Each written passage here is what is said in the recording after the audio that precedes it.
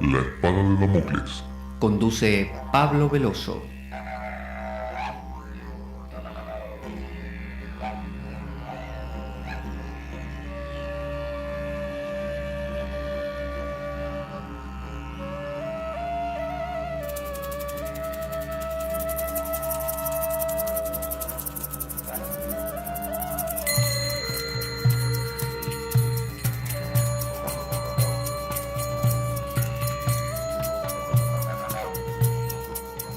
Tal como lo cortés no quita lo valiente, así lo hilarante no quita lo profundo.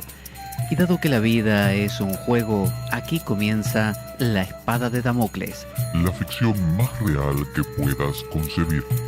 La Espada de Damocles es un programa que por mera falta de objetividad cree ser diferente.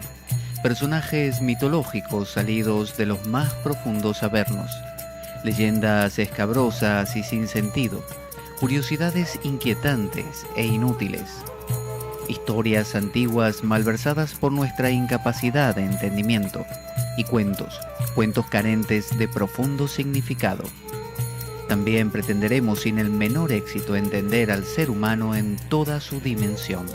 En suma, si quieres desperdiciar tu vida, aquí comienza La Espada de Damocles, la ficción más real que puedas concebir.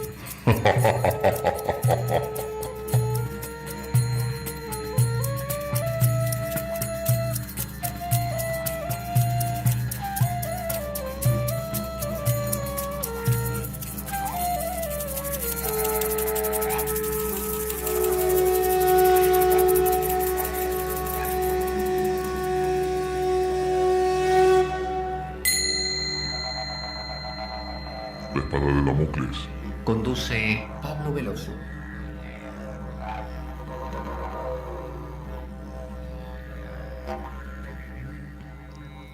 Buenas a todos. Aquí estamos en La Espada de Damocles. Nuevamente, quien les habla, Pablo Veloso, para recorrer uno de los autores que este programa tiene en gran estima, que es nada menos que Plotino. Hemos ya conocido varios de los escritos de Plotino de la mano del francés Pierre Hadot. Pierre Hadot, filósofo, gran estudioso, ya fallecido, que inicialmente fue religioso, pero luego se fue abriendo hasta apartarse de la religión católica y convertirse en un gran investigador de la filosofía, generando básicamente el puntapié inicial para entender que la filosofía no es un cúmulo de información que se repite y se aprueban exámenes con ella o se utiliza para vanagloriarse del gran saber que uno tiene o para desarrollar una jerga impenetrable con la cual conversar con selectos amigos y dejar fuera a los que no pertenecen a esa especie de logia tan elitista que es justamente la academia, sino que desarrolló la idea de los ejercicios espirituales, el hecho de que las enseñanzas filosóficas de Platón, Aristóteles, de Heráclito, Parménides, en este caso Plotino, todos ellos, los antiguos, tenían como fin una inserción en la vida cotidiana de lo que estaban investigando. Diferente a lo que sucede hoy en día, que, como digo, la filosofía se convierte en algo que se aprende para otros fines, pero no para realmente cambiarse para la famosa metanoia, ¿no? La metanoia es el cambio del nous, ¿no? El cambio del pensamiento, el ir más allá del nous, del pensamiento. Entonces, estamos hablando de Plotino. Plotino nació allá por el 200 después de Cristo, murió en el 270, murió de lepra, murió muy aquejado, intentó viajar a Oriente, ya contamos, no lo logró. Oriente era como la Meca de los antiguos filósofos. Todos ellos querían conocer Egipto, por ejemplo, porque se entendía que de Egipto provenía toda la filosofía. Todo lo que se hablaba en los marcos habituales de los filósofos griegos provenía de un saber mucho más antiguo, una mezcla de egipcios, persas, algo de hindúes, y posteriormente, ya para la época de Plotino, mezcla con lo hebreo por el Imperio Romano y demás. Así que en el último programa hablamos acerca del cuerpo, un tema candente, porque ¿qué hacemos con el cuerpo? Los cristianos dicen, y es lo que mucha gente rechaza, hay que domar al cuerpo, hay que doblegarlo, celibato, privaciones, austeridades. Otras religiones también tienen la misma perspectiva, otras al revés, se permiten ciertos permisos. Los epicúreos mismos, que eran contemporáneos de acá de Plotino, una de las escuelas helenísticas, abogaban por el placer.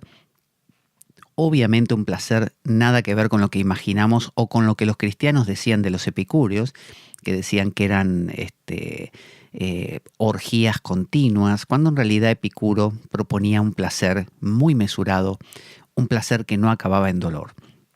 Así que el cuerpo. Vamos a ver qué nos dice Pierre Hadot y vamos a meternos también con las Eneadas mismas de Plotino para ver cómo lo explica Plotino.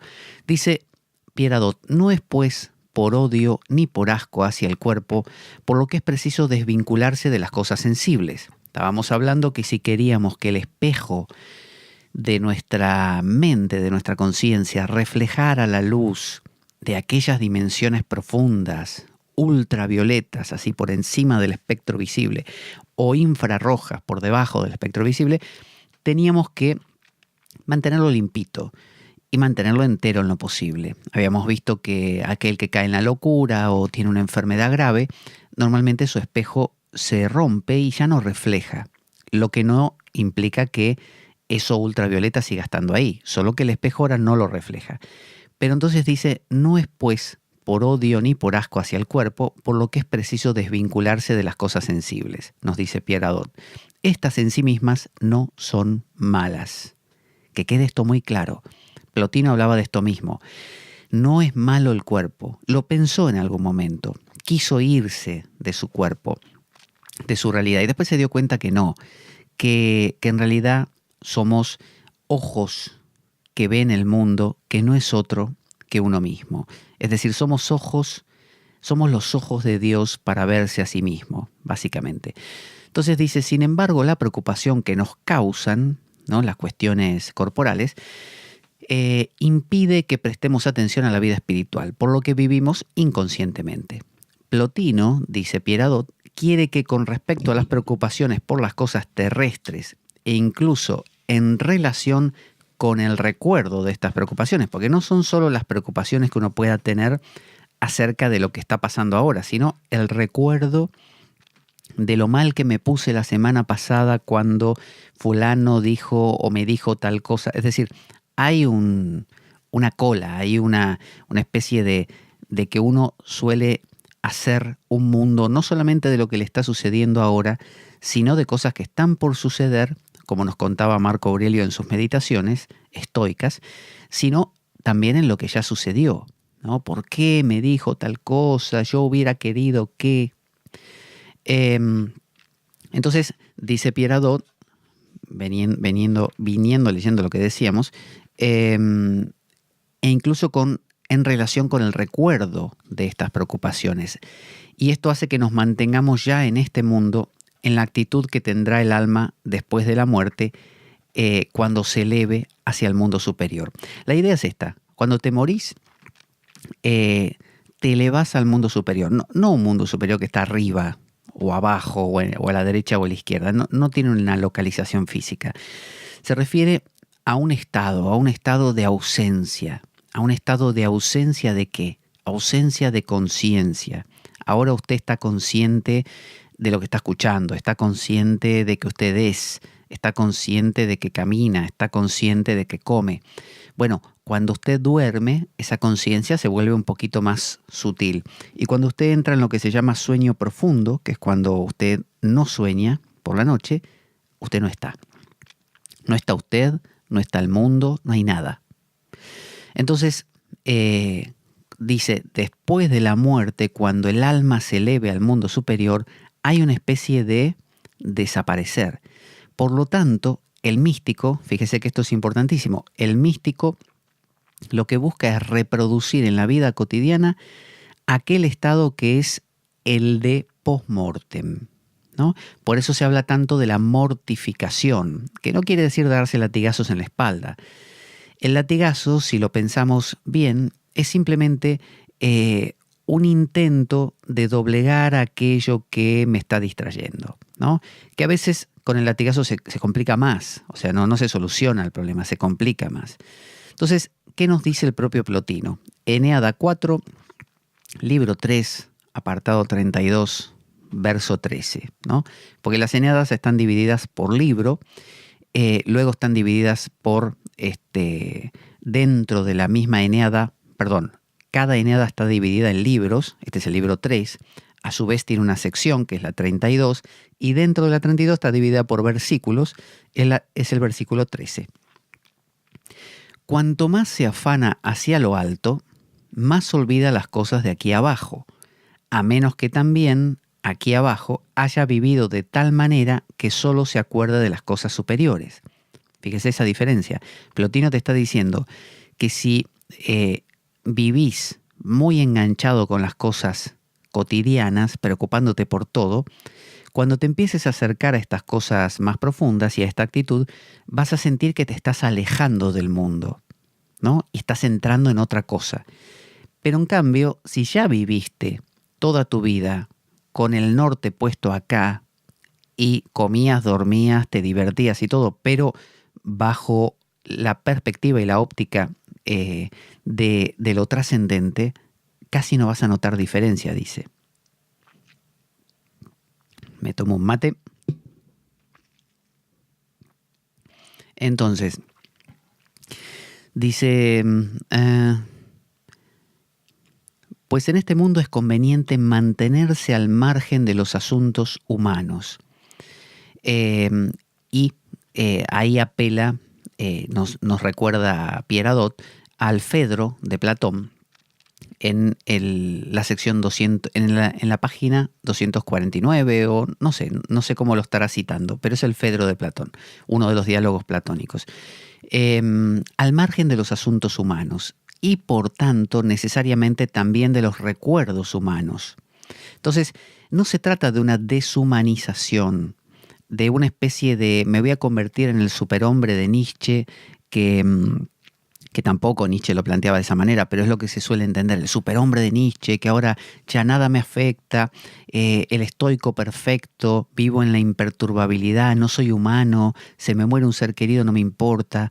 No, se trata de que aún en medio de las emociones que se generen, no darles vuelo. O sea, muere un ser querido, me despierta dolor. Genial. Me despierta sufrimiento por la ausencia, las emociones que compartimos. Genial. Ya está. No levantes polvareda con eso. No lo conviertas en el eje de tu vida. No vivas el resto de tu vida a la sombra de eso. Ay, pero no le dije que lo amaba o no le confesé tal cosa. No importa. Si vivís mirando el pasado, tu espejo tiembla y no refleja la luz de lo trascendente. Por ello, dice Plotino, diciendo que el alma buena es olvidadiza, ¿no? Porque el alma filosófica no debe ser olvidadiza. Recuerde que para Platón, en la República se cita esto de que la verdad se llama aletheia, ¿no? Aletheia significa descubrir y el aprender, ¿no? o el acercarse a la sabiduría se llama anamnesis, recordar, ¿no? Por eso es que en el Shaivismo de Cachemira se habla de reconocimiento, prativiña. Todo habla de algo que ya está ahí. Por eso, diciendo que el alma buena es olvidadiza, se tendría razón en cierto sentido, pues el alma buena huye de la multiplicidad y reúne en una sola cosa toda esa multiplicidad, rechazando lo indeterminado. Es decir, el alma filosófica, el alma mística, rechaza la multiplicidad. O sea, no se engancha con las 1001 cosas, como dicen los chinos, ¿no? Las 10.000 cosas, sino que se centra en lo necesario, ¿no? Porque por eso Plotino decía antes, más temprano, que en el programa anterior lo vimos, que no multipliques tus ocupaciones y actividades a menos que sean necesarias. O sea, hay algunas que no las podés evitar, obviamente, y son parte de la vida. De este modo, no se sobrecarga con muchas cosas, sino que es ligera, solo ella misma. Y en efecto, ya aquí abajo, si quiere estar en lo alto, aún estando aquí abajo, aclara Plotino, el alma abandona todas las demás cosas. O sea, está diciendo, no tenés que esperar a morirte. Podés llevar una vida acá como si estuvieras en aquel estado. Es una especie de morir antes de morir. Eso lo dicen también los tibetanos, ¿no? Ahora tengo que dar una charla el día, creo que es 5 de abril, aquí en Oviedo, en Dharma, un centro de yoga, que dirige Marina, una gran amiga, y voy a hablar del libro tibetano de los muertos. Y ese libro tibetano tiene que ver con el recuerdo.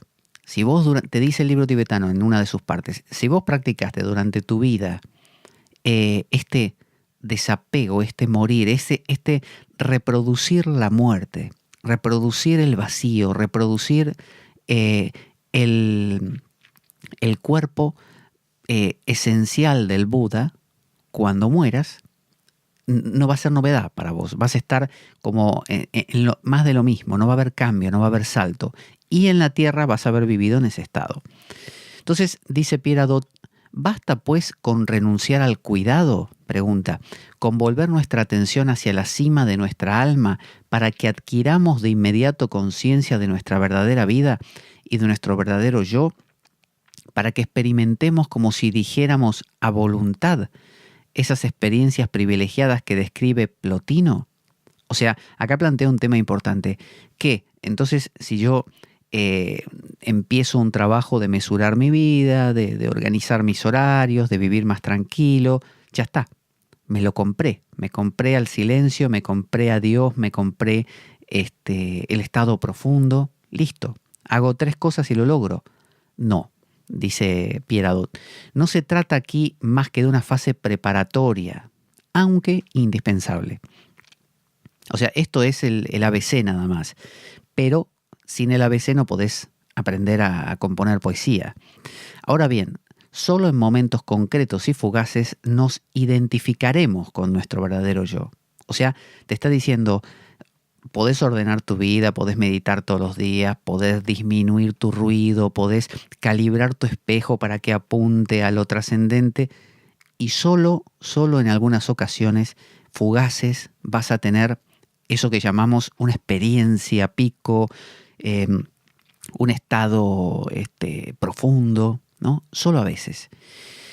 Porque la vida espiritual, dice Pierre Hadot, de la que vive sin interrupción nuestro verdadero yo, o sea, esa orquesta que suena de fondo maravillosamente, ¿no? que está interpretando una sinfonía de Bach de fondo, no para, está siempre sonando. Eso nadie lo discute. Entonces dice, porque la vida espiritual de la que vive sin interrupción nuestro verdadero yo constituye un nivel de tensión y concentración que es superior al que es propio de nuestra conciencia. Está diciendo, imagínate ahora por un momento que hay una orquesta tocando eso, Bach, de fondo, ¿no? Y por otro lado, uno con sus cosas, charlando con la gente, hablando con yendo para acá, yendo al supermercado, lo que sea. De repente te das cuenta que hay una orquesta sonando de fondo y decís, momento, quiero escucharla. Por lo tanto, voy a empezar a bajar el ruido de mi vida, a disminuir las conversaciones, porque yo realmente quiero escuchar esa orquesta. Entonces bajás el nivel y empezás a hacer silencio y oís. Los acordes, ahí están. Pero lo que te está diciendo Pierre Hadot es que seguramente lo que vas a tener es rebotes. Por momentos la vas a escuchar claro, por momentos se te va. Se te mezcla con el ruido de un coche que pasó, una moto, ocupaciones diarias. ¿Por qué? aunque hagas el silencio absoluto y puedas dedicarte a ella, te está diciendo Pierre Hadot que la delicadeza de esa orquesta excede la capacidad de tu oído. Eso es lo que te está diciendo. Fíjese, dice, constituye, estar atento a ese nivel, constituye un nivel de tensión y concentración que es superior al nivel que es propio de nuestra conciencia. Incluso, dice, cuando nos elevamos a ese nivel, no podemos mantenernos en él. Y cuando lo alcanzamos, no adquirimos la conciencia de nuestro yo superior, sino que más bien perdemos la conciencia de nuestro yo inferior, nos dice Pierre Hadot. Es decir, es algo muy distinto.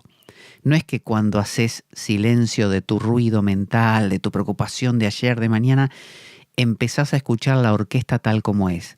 No, no la estás escuchando tal como es, porque tu oído no te da. Lo único que estás haciendo es disminuir tu ruido como para que algo, un perfume de esa orquesta, pueda llegar a vos. Entonces dice, o sea, la estás escuchando filtrada todavía, es lo que te quiere decir. Por eso los cristianos dicen que el santo no es santo del todo hasta que no muere. Y cuando muere ve a Dios tal como es. Pero antes no.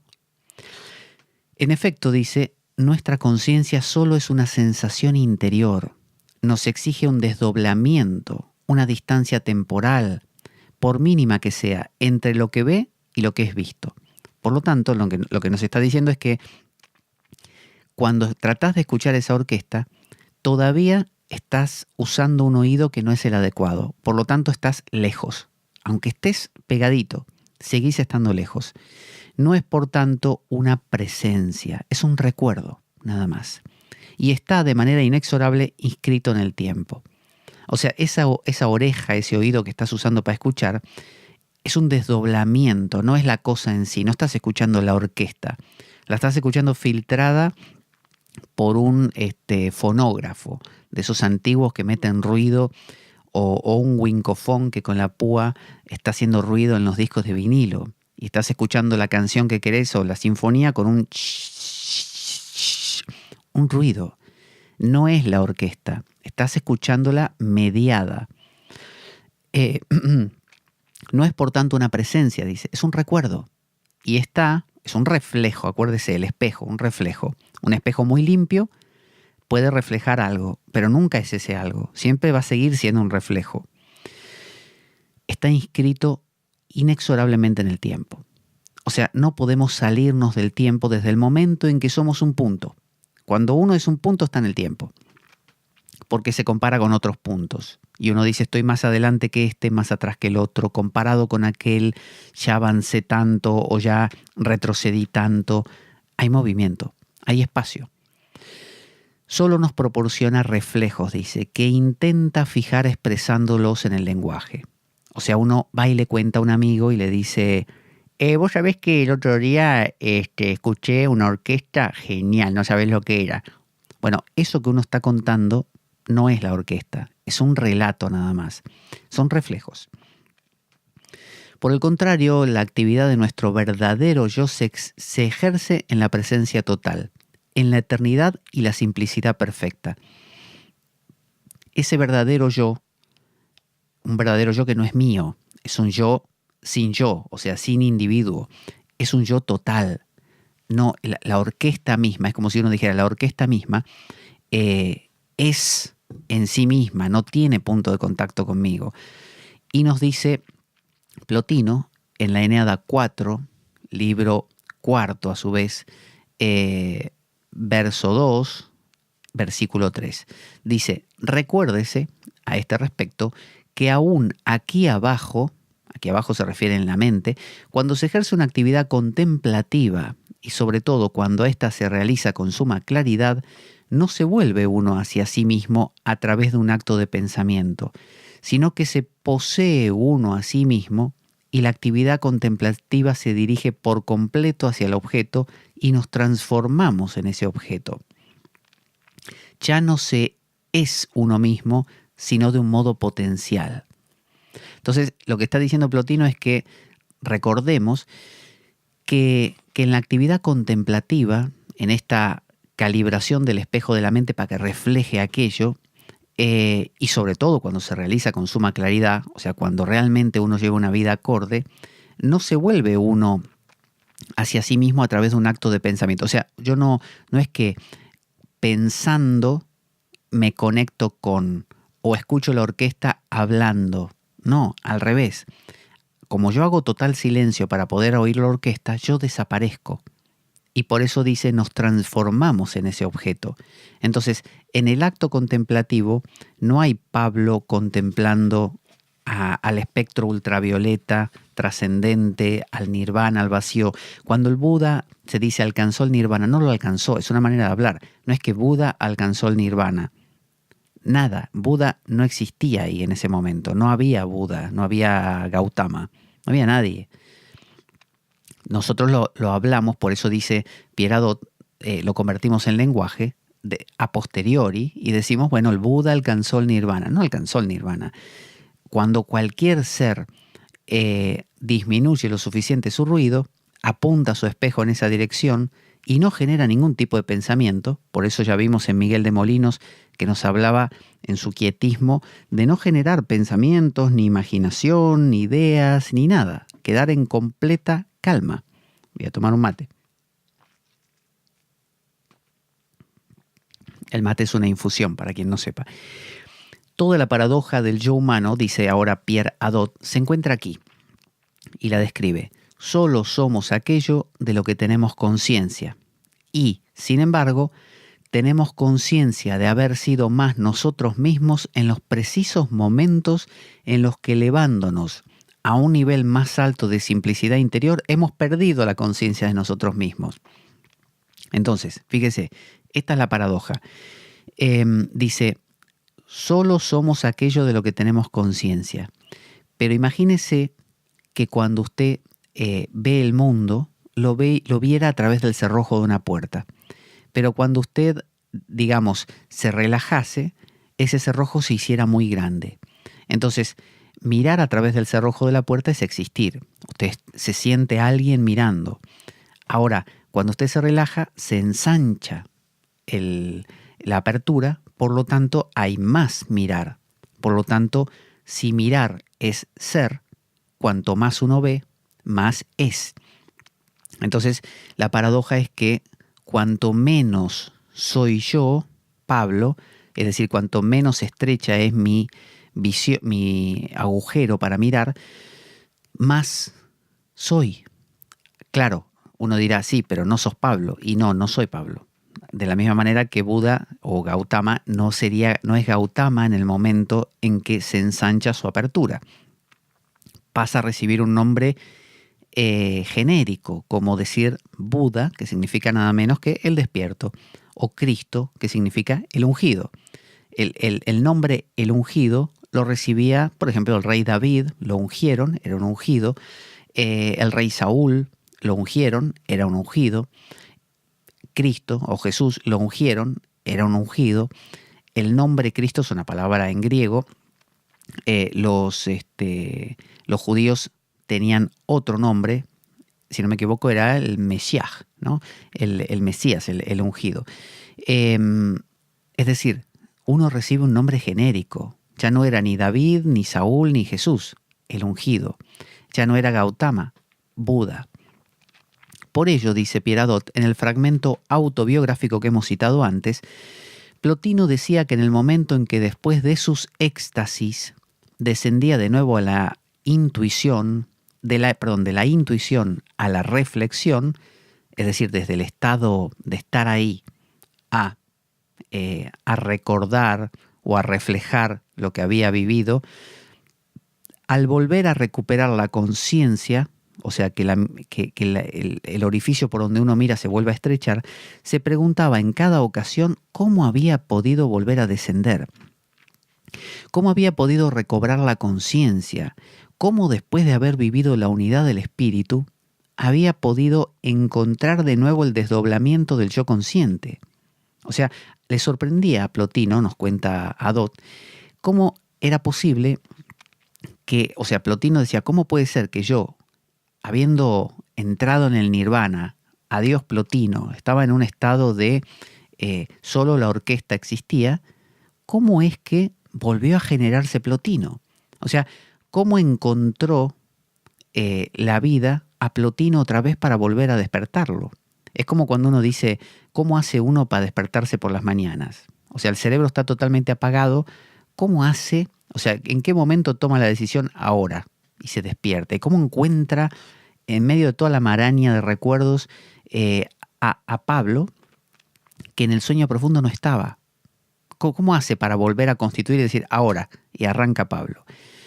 Al pasar de un nivel, dice Pierre Hadot, a otro, un nivel interior a otro, el yo siempre tiene la impresión de perderse.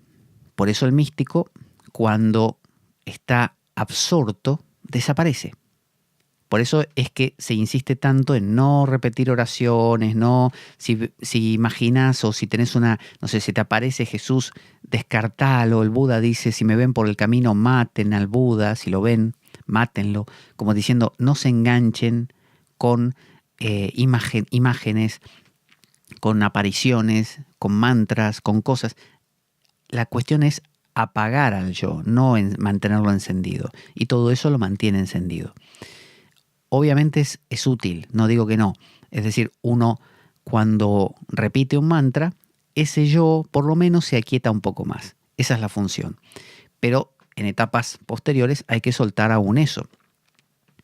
Cuando se unifica y se eleva al pensamiento puro, el yo teme perder la conciencia de sí mismo y no volver a poseerse. Es como, ¿qué pasa si me duermo y no me despierto? ¿No? ¿Qué pasa si me disuelvo en ese éxtasis místico de que me habla Plotino y no vuelvo más? ¿No? El Buda podría decir, ¿qué pasa si entro en el nirvana? Nirvana significa extinción. Me extingo como una vela cuando uno la sopla y no vuelvo a encenderme. Dice, sin embargo, cuando consigue vivir su vida divina, teme recobrar la conciencia, teme perderse al desdoblarse. O sea, fíjese el doble juego, ¿eh? El yo dice, ¿y si yo hago silencio para escuchar la orquesta y nunca más vuelvo a aparecer yo? Tiene miedo.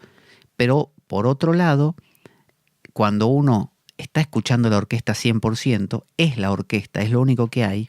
O sea, cuando Job desaparece y solo está Dios, Dios dice, tengo miedo de caer, tengo miedo de convertirme en Job otra vez. O sea, Job tiene miedo de disolverse en Dios, que Dios se lo coma. Pero Dios tiene miedo de convertirse en Job y no poder volver a ser Dios, de caer. No parece entonces que la conciencia, como tampoco el recuerdo, sea la mejor de las cosas. Cuanto más intensa es una actividad, menos consciente es, dice Pierre Hadot. Y ahora vamos dentro de las Eneadas, a la Eneada número 1, al libro número 4, al verso número 10 y el versículo 21. Hago un paréntesis, a su vez, para recordarle que nuestro programa, La Espada de Damocles, carece de sustento económico externo. Por lo tanto, si quiere colaborar con el programa, haciendo algún aporte, por mínimo que sea, puede hacerlo escribiéndome a pablojorgeveloso@gmail.com, pablojorgeveloso@gmail.com, y dependiendo de si vive en España o fuera de ella, le pasaré número de cuenta bancaria o bien cuenta de PayPal, de manera que pueda hacer su colaboración. No importa si es súper pequeñita, no importa si es grande, todo vale porque permite comprar bibliografía, permite adquirir elementos que hacen al programa y son muy necesarios para poder nutrirlo. Le aseguro que es más de lo que se puede llegar a ver, es decir, más allá de este libro que tengo frente a mí, hay otros que hay que también tener para poder captar la esencia de este. Así que pablojorgeveloso@gmail.com, y desde ya muchas gracias por ello. Ahora sí, dice, ¿dónde estábamos? Acá. Dice, es fácil comprobar, dice Plotino, incluso en el estado de vigilia, que es el estado común, mientras pensamos o actuamos, que hay actividades nobles, ya se trate de contemplaciones o de acciones, dice, que no van acompañadas de la conciencia que pudiéramos tener de ellas. Es decir, uno ya puede notar, dice Plotino, cómo en la vida cotidiana uno puede estar, no sé, caminando, mirando un árbol, pero pensando en lo que hizo anteayer, con lo cual no hay conciencia. Pues no es necesario que quien lee tenga conciencia de que lee. O sea, yo puedo leer un libro y estar pensando en pajaritos, con lo cual estoy paseando los ojos pero no leo nada. Sobre todo cuando lee con intensidad. Del mismo modo que quien realiza un acto de valentía no tiene conciencia de que actúa de acuerdo con la virtud del valor en el momento de llevar a cabo su acción. Entonces dice Pierre Hadot, de algún modo la conciencia aparece cuando hay una ruptura de un estado normal. Por ejemplo, la enfermedad. Esto se refiere a esto. Por ejemplo, yo en este momento no soy consciente del dedo pequeño de mi pie derecho. Ahora, si yo pisara un clavo con ese dedo, enseguida empezaría a sentirlo. O sea, mi conciencia del dedo pequeño de mi pie derecho solo aparece cuando hay un desdoblamiento, hay una perturbación, ¿no? Hay una cosa externa que me convoca. Si no, no. Entonces, dice Plotino que hay muchas ocasiones en nuestra vigilia donde funcionamos de forma automática. Entonces, aclara Pierre Hadot eso, que la conciencia aparece cuando hay una ruptura de un estado normal. Enfermedad, por ejemplo, me duele la muela, me duele la barriga, por ejemplo, dice, provoca un choque que nos hace recobrar la conciencia. Sin embargo, dice Pierre Hadot, no tenemos conciencia del estado de nuestro cuerpo si gozamos de buena salud, ¿no? Lo que le conté recién. Más aún, ahora habla Plotino, dice en el libro, en la Eneada primera, libro 4, verso 10, versículo 28, dice, de este modo, las tomas de conciencia conllevan el riesgo de debilitar los actos a los que acompañan. Si no van acompañados de conciencia, los actos son más puros. Te está diciendo Plotino que si vos conducís un coche sin pensar, lo haces mejor que pensando. Un poco como esta idea del zen, que dicen mente zen, mente de principiante. Que cuando disparás la flecha por primera vez, muchas veces acertás al blanco más fácil que cuando aprendes la técnica del tiro con arco. Porque tu mente, al estar consciente del proceso, lo perturba. Todo guerrero sabe que entrena todos los días, o todo futbolista, que entrena todos los días para que en el partido de fútbol le salga espontáneo. Porque si en el partido de fútbol tenés que pensar los movimientos que vas a hacer y cómo vas a pegarle a la pelota, le pegas mal. Para pegarle bien no tenés que pensarlo, tenés que tenerlo como incorporado. Entonces dice Plotino que cuando los actos no van acompañados de conciencia son más puros, más activos, más vivos, ¿no? Y ciertamente también cuando los hombres de bien logran alcanzar semejante estado, su vida es más intensa, porque no se vuelca en la conciencia, sino que se concentra en sí misma en un mismo punto. Dice Pierre Hadot, no obstante, estos estados no pueden prolongarse. Somos, dice Pierre Hadot, de manera irremediable seres conscientes y desdoblados.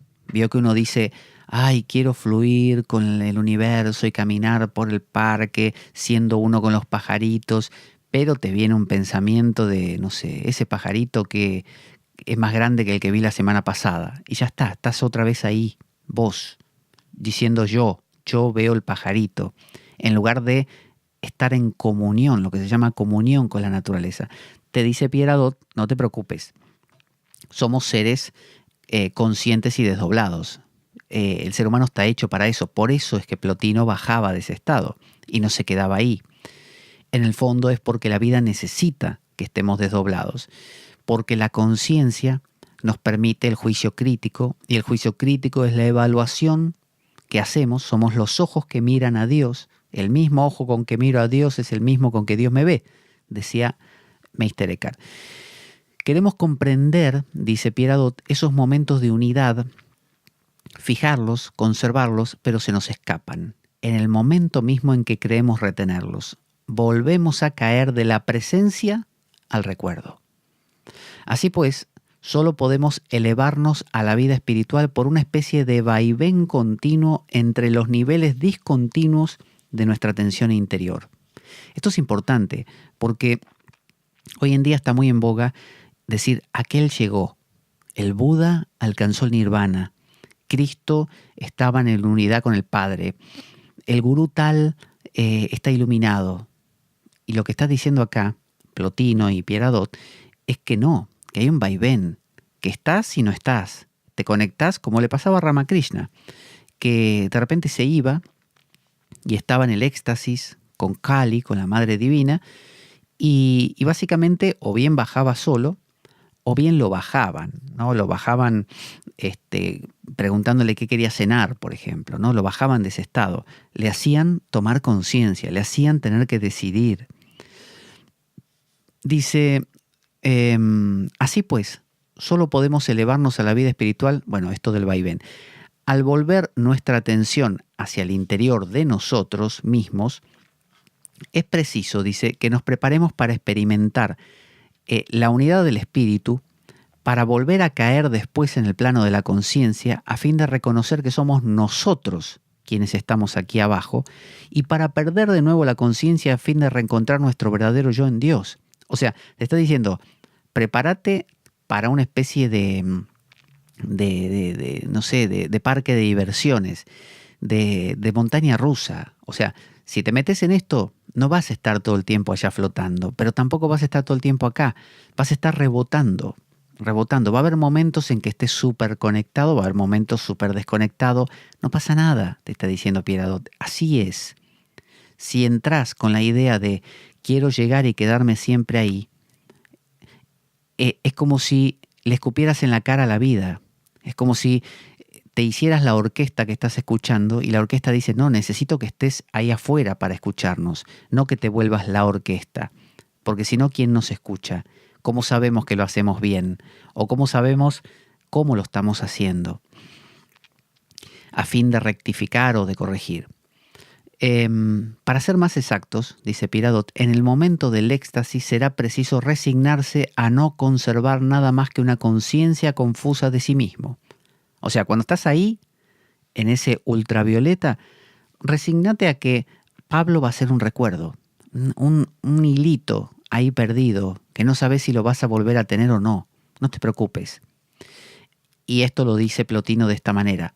Eneada 5, libro 8, verso 11, versículo 23 dice, esta identidad del que ve y de lo que ve es de algún modo una comprensión y una conciencia del yo que debe abstenerse de no apartarse de sí mismo por un deseo demasiado grande de tener conciencia de sí. Es como una especie de galimatías, ¿no? Dice, esta identidad es una comprensión y una conciencia del yo que debe abstenerse, es decir, que debe evitar no apartarse, abstenerse de no apartarse. Es decir, debe mantenerse. O sea, es un juego de palabras para decir que debe mantenerse por un deseo demasiado grande de tener conciencia de sí.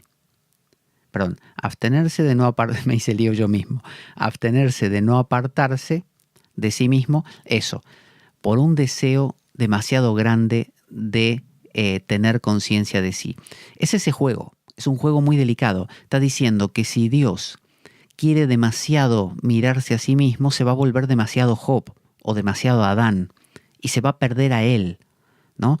Por otro lado, si Job o si Adán se funden, lo empiezan a mirar mucho a Dios y se hacen uno con él, se pierde Adán y Job. Entonces, por eso dice, uno o la totalidad debe abstenerse de no apartarse de sí mismo por un deseo demasiado grande de tener conciencia de sí. La vida quiere mirarse a sí misma. Parece enrevesado, pero en realidad es de lo que venimos hablando.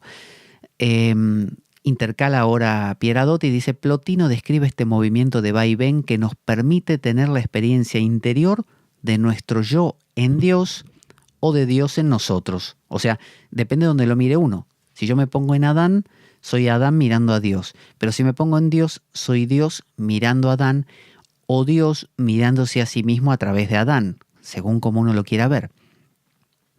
En la Eneada quinta, libro 8, verso 11, versículo 4, dice, voy a tomar primero un mate para mi garganta, dice, sí, aunque sea bella, aparta esta imagen. De él, aclara entre corchetes, de él mismo unido al Dios, es decir, al Espíritu. Es decir, sí, aunque sea bella, aparta esta imagen. ¿Cuál es la imagen? Ay, yo unido con Dios, apártala, dice. Y llega a ser uno con el Espíritu. Es decir, es muy distinto anhelar unirse a unirse. Si yo estoy con la persona amada y estoy pensando en cómo estar mejor con la persona amada, de qué manera estoy estorbando, no estoy ahí. Entonces te dice, estate ahí, sin desdoblarte más, te dice, sin desdoblarse más. Entonces es al mismo tiempo uno y todo con este Dios, con el Espíritu, que está presente en el silencio y está con él mientras puede y quiere. Mientras puede y quiere. ¿Quiere quién? Los dos. O sea, Adán está mirando a Dios desde fuera todo el tiempo que él quiera. Cuando no quiere, de repente se empieza a aflojar y se convierte en Dios. Y Dios mira a Adán todo el tiempo que quiere hasta que Dios dice basta y ahora se convierte en Adán. Sin embargo, dice Plotino, si a continuación regresa para volver a ser dos, o sea, si yo estoy escuchando la orquesta completamente fundido y de repente regreso y vuelvo a ser, hay un poco de ruido en mi mente, mi espejo se empaña un poquito y ya no refleja perfecto a la orquesta, dice Plotino, se queda cerca de Dios en la medida en que permanece puro, de manera que puede serle de nuevo presente de la manera que acabamos de describir si de nuevo regresa hacia el Dios. Esto lo que quiere decir es, si llevas una vida donde tu espejo lo tenés limpito y ocurrió que hace 3 minutos estabas unido, ¿no?, a la totalidad, es como un ejercicio que ya lo tenés acostumbrado. Entonces, aunque te caigas de ese nivel, aunque te bajes, aunque te llamen por teléfono y estabas unido con esa nube y ahora no importa, porque lo tenés tan ensayado, tan practicado, tan hecho carne, que en cualquier momento lo podés volver a representar. O sea, no a representar, sino a vivir. Dice Plotino, no obstante, he aquí lo que gana en este regreso. Ahora está contando por qué cuando una persona baja de ese estado de totalidad, ¿qué gana? Al principio dice, tiene conciencia de sí mismo en tanto que permanece diferente del Dios. O sea, digo, soy Pablo otra vez. Sin embargo, cuando regresa apresuradamente hacia el interior, se encuentra en un estado de totalidad y al dejar atrás la conciencia de temer el hecho de seguir siendo diferente, es uno en este estado trascendente. Lo que está diciendo es que uno pierde el miedo a dejar de ser dos. Fíjese cómo va hilvanando, es genial Plotino. Lo que está diciendo es, si yo cuando me fundo con Dios y regreso, descubro, mira, de vez en cuando caigo de ese estado, me salgo, entonces ya no me va a dar miedo entregarme, porque sé que tarde o temprano es como si uno se metiera al mar y tarde o temprano el mar te saca otra vez a la orilla. Al principio uno tiene miedo, uno dice, me meto al mar a ver si no me lleva para adentro, ¿no? Y no regreso más. Pero cuando pasa la tercera vez que el mar te expulsa y regresas a la orilla, te quedas tranquilo. Decís, bueno, no pasa nada. Ya vi que es cuestión de que entro y tarde o temprano las olas me sacan. Entonces ahí dice, como perdiste el miedo, te es todavía más fácil, porque no hay ese miedo a desaparecer. Es genial. Y por último dice Pieradot, comentando eso, dice, de este modo, la experiencia interior plotiniana nos revela unos niveles discontinuos de nuestra vida espiritual. Plotino te propone el rebote, acordate, el rebote, dispersos en las ocupaciones y preocupaciones de la vida cotidiana. O sea, te dice, no cuando estás sentado en tu templo con incienso, no, en la vida cotidiana. Esto puede y debe ocurrir en la vida cotidiana, no en momentos especiales. ¿Para qué queremos una espiritualidad de plástico? Está bien meditar, está bien tener tu templo, está bien, no sé, rezar la liturgia de las horas, recitar el Corán, lo que quieras. pero esto tiene que estar todo el tiempo. Dice, dispersos en las ocupaciones y preocupaciones de la vida cotidiana, podemos, en primer lugar, concentrarnos hacia el interior, dirigir nuestra atención hacia las cosas superiores y recobrar la conciencia de nosotros mismos. Acuérdese, anamnesis, recuperar. Descubriremos entonces que a veces podemos elevarnos a una unidad interior más perfecta en la que alcanzamos nuestro verdadero yo vivo y real en el pensamiento divino.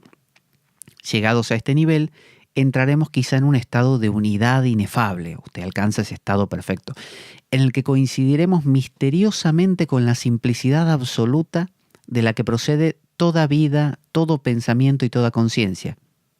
Ahora bien, estos niveles no se anulan los unos a los otros. Dice Pierre Hadot, su conjunto, su interacción constituyen la vida interior. Fíjese qué glorioso esto que dice. Es decir, el rebote es la vida interior. O sea, la práctica espiritual o la vida espiritual no consiste en ir. Tampoco consiste en regresar y quedarte acá. Es rebotar. Es rebotar. Es un poco heraclitiano esto, ¿no? Con esta idea de que la vida es cambio, el arjé de las cosas, la esencia de las cosas es el fuego, es la guerra, es el choque, es el yin y el yang de los chinos, ¿no? Es Shiva Shakti, es un rebote eterno. Eso es la vida espiritual, rebotar. Yo creo que ha hecho tanto mal la idea de que tenemos que llegar a, y una vez que llegamos a, nos quedamos ahí y empezamos a adorar a las personas que llegaron ahí supuestamente y no bajan más, y después son los que abusan de niños o los que se fugan con la secretaria y los que nos desengañan o nos desilusionan. Todo porque creemos que la espiritualidad es un llegar a. La espiritualidad es un rebotar entre. En ese rebotar entre, ahí está la cosa. Si vos tenés el polo positivo y el polo negativo de la corriente eléctrica, da igual que estén los dos polos ahí, hasta que no hay un flujo de electrones en medio, no hay corriente eléctrica. La corriente eléctrica es esa especie de fluir entre dos polos, entre dos cosas distintas. Acá es lo mismo. No se trata de llegar a. No es que la corriente va de un polo al otro y llegó y ya se quedó ahí. No, es un fluir continuo. Entonces dice, ahora bien, estos niveles no se anulan unos a otros. Su conjunto, su interacción constituyen la vida interior. Plotino, dice Pierre Hadot, no nos invita a la abolición de la personalidad en el nirvana. La experiencia plotiniana, por el contrario, nos revela que nuestra identidad personal supone un absoluto inefable del que es a la vez emanación y expresión. A la vez, un absoluto inefable, no un Brahman vedántico al que hay que alcanzar y disolverse en. No, es un Brahman absoluto al que uno puede, del que uno puede tomar conciencia, ausentándose, pero luego reapareciendo y fecundándose y fecundándolos a través de ese rebote. Es incomparable, es genial, es genial. Porque mucha gente entiende a Plotino de otra manera. Lo entiende como vamos a abandonar el cuerpo, vamos a irnos hacia y quiero irme a ese mundo perfecto y odio la vida, odio al cuerpo, odio a la naturaleza. El Vedanta se entiende igual, la visión cristiana se entiende igual, y yo creo que los grandes místicos no hablaban de eso. Así como está explicando Pierre Hadot de lo que dice Plotino, están hablando de otra cosa, están hablando de un rebote fructífero. Para finalizar, les recuerdo que pueden adquirir el último libro que he escrito, que es Sadhana, el camino interior. Está disponible en Amazon a través de distintos países, por el que usted quiera comprarlo. Está en papel, está en formato Kindle, formato digital, y es un libro que toma como base la tradición hindú, como ahora estamos tomando a Plotino como base, pero en realidad estamos hablando de los mismos temas, que es lo que se llama la tradición primordial. Los mismos temas importantes del ser humano se hablan en todas las tradiciones espirituales. Si uno conecta todos esos temas y les quita los ropajes externos, se quedaría con algo llamado la tradición primordial, esencial. Entonces, el libro se llama Sadhana, el camino interior, la tradición primordial, en este caso a la luz del hinduismo, pero un hinduismo alegórico. Es decir, vemos el hinduismo y las palabras importantes del hinduismo como karma o dharma, pero a través de la alegoría, de manera que lo podamos aplicar a nuestra vida cotidiana. Es un libro sapiencial. Hasta acá vamos a ver hoy a nuestro amigo Plotino. Hemos finalizado uno de los capítulos del libro de Pierre Hadot, que se llama La mirada interior, ¿no? A ver si lo digo bien, vamos a mirar la tapa. Plotino o la simplicidad de la mirada, así se llama. Es de Pierre Hadot, la editorial es Alpha Decay. Algunos de sus libros están en español, en este caso sí está en español, pero hay otros que solo se consiguen en inglés, como por ejemplo La Ciudadela Interior, que estuvimos utilizando para la saga de Marco Aurelio, del estoicismo, que ahí estamos utilizando The Inner Citadel, que es la versión en inglés de su libro, que desgraciadamente no lo tenemos en español, como nos pasa con tantos libros.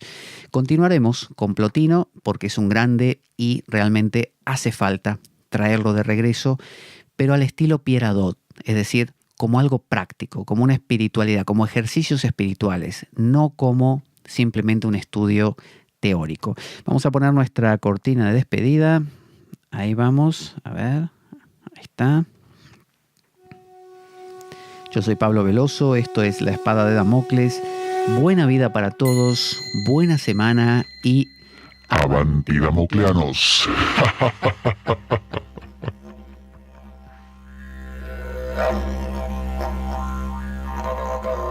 La Espada de Damocles. Conduce Pablo Veloso.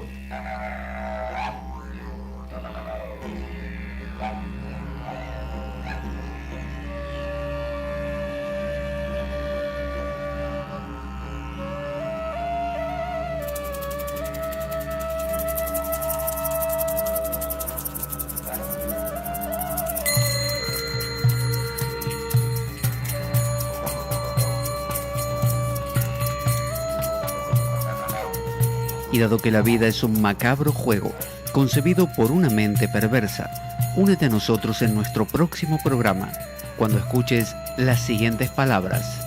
La Espada de Damocles, la ficción más real que puedas concebir. Buena vida para todos, buena semana y... ¡Avanti Damocleanos!